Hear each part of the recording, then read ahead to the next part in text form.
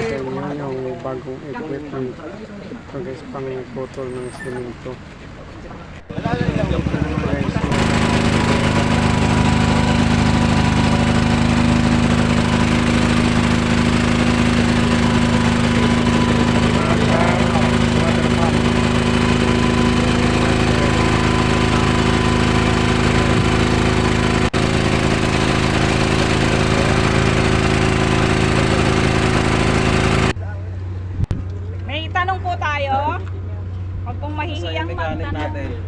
mechanic, may tanong.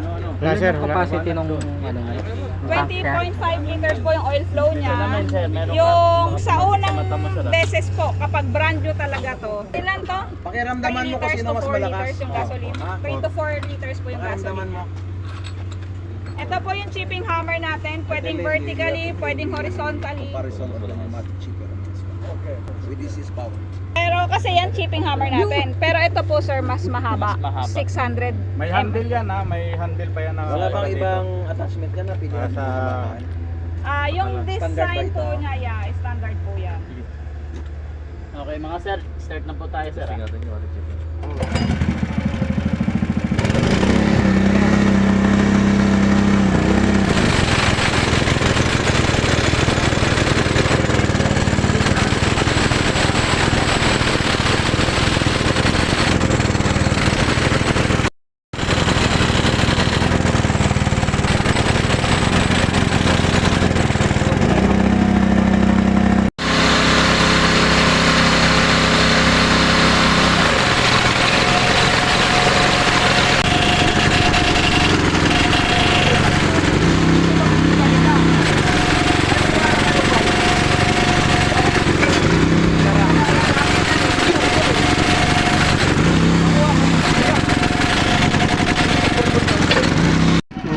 ibang attachment na rin.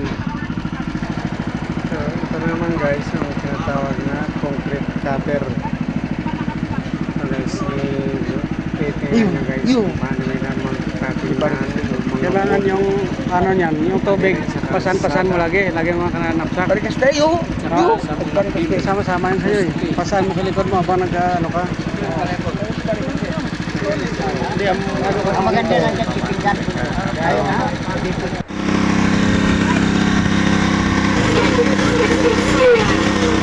Sabi yung magalaw yan.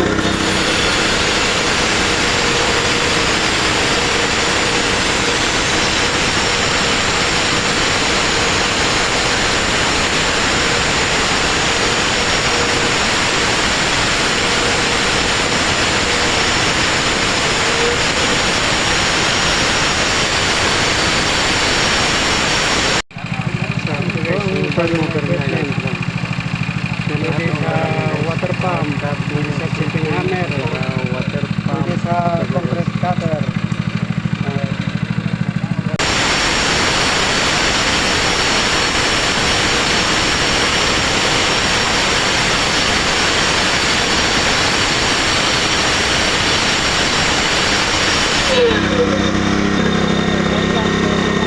Hirap yan patagilid.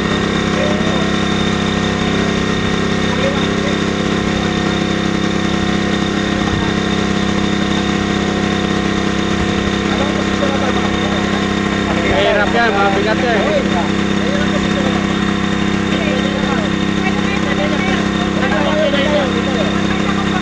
Delikado.